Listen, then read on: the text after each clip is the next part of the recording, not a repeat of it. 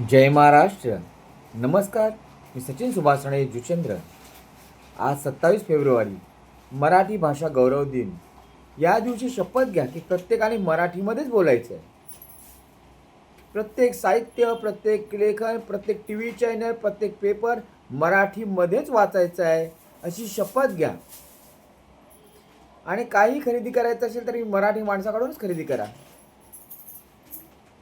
तर मराठी भाषेचा आदर, मराठी भाषेचा गौरव आपण सार्थ करू शकतो हे लक्षात घ्या.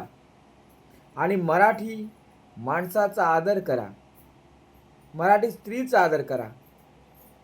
आणि मराठी माणसाचा आणि मराठी स्त्रीचा आदर करा.